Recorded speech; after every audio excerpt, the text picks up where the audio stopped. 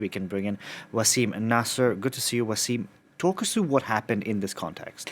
Actually, there was a very particular context. Since many weeks, the Malian military, helped with Russian elements, is trying to make a kind of a surge in the region, in the central region of Mali, and they are attacking many strongholds.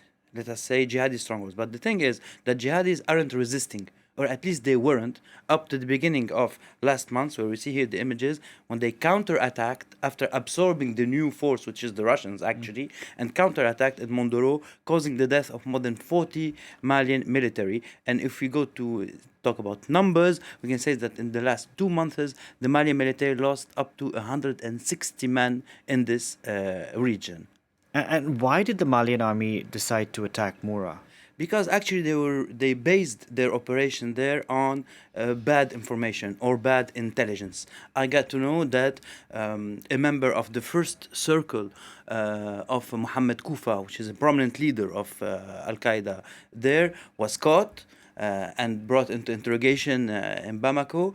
And actually, this person gave some information saying that Mohammed Kufa could be in this region of Moura, which ignited or launched this operation with at least 100 Russian operatives backing the Malian army. And we have to know too that many massacres happened in the center since the beginning of last month. And here we see on the map, we had the massacre of Dogofri and Diabali, which were avenged by Al Qaeda by attacking Mondoro, which we were talking about now. And we see here Moura and the massacre also at Sofara.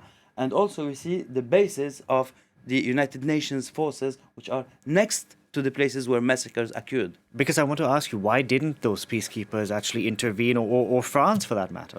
Well, actually, it is very simple, unfortunately, because they cannot intervene. They cannot intervene because we got to confirm the boundaries of the exclusion, aerial exclusion zone that was forced upon the United Nations forces and upon French forces. And here we see the boundaries of this area, which prevents the MINUSMA from operating flights in this region, except what they call bus flights, meaning from one point to another, not intervention or emergency interventions. I got to know too that 2 towns were excluded last week from the zone: the town of Mondoro, which was attacked, as we said a few minutes back, and the town of Bulkesi, knowing that the Malian military know that they are under pressure and they still hope that the French could intervene in their favor.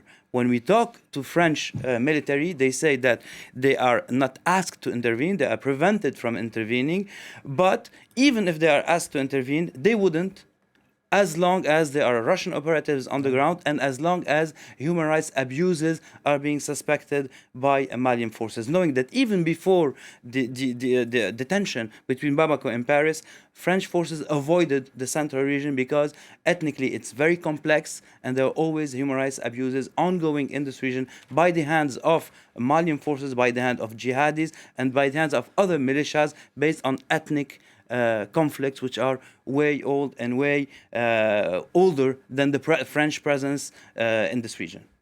Wassim, we're going to have to leave it there. Thank you very much for that, Wassim Nasr.